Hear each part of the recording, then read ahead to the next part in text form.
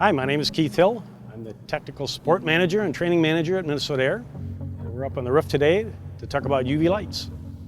Like many employers today, we're concerned about the health of our employees.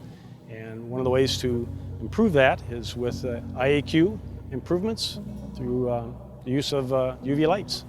We're following the ASHRAE guidelines for infectious disease control, which is to increase the ventilation, which we've done, and increase the efficiency of our filters, and also to add germicidal ultraviolet lights into our systems. So we're working with Nate from Nordic Mechanical Services to accomplish that task today. We're here today to install a Sterilaire UVGI system on a 10-ton carrier rooftop unit. For the install today, we'll be starting with a breaker to fuse the line in case of a short.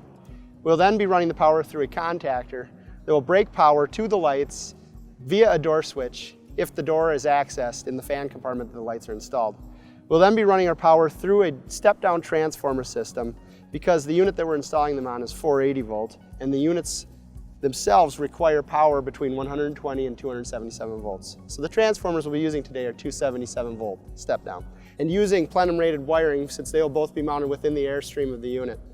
We then will mount the Sterilaire product on the external of the unit and route the light bulb through the Sterilaire product. All the wiring will be routed through the airstream to the backside of the Sterilaire box. We need to remember that we do not remove the light from the box until the final process, as to keep the light clean at all times.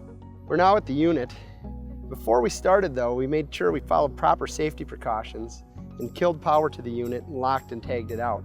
We're also making sure that we're following all safety codes written into the guidelines of powering this unit. We start with installing our disconnect source for the lights. For this we use the fusible breaker. We then routed our power through our contactor to kill power to the lights if the door is accessed.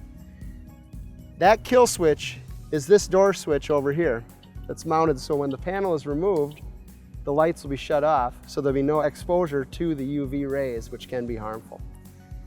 From there, we have ran our power through this box, and we're using a transformer since we have used a unit that runs 480 volts of power.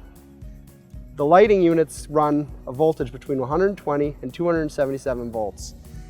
So we ran through a step-down transformer from 480 to 277 volts.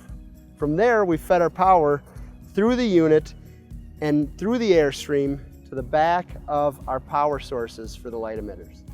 We first started by mounting these units on the external and mocking up our holes for drilling. We measured out our spacing so we properly cover the coil with light based on spec. We then drilled our holes and mounted our power sources to the outside of the unit, followed by feeding our power from the backside. Then we moved on to the light bulbs.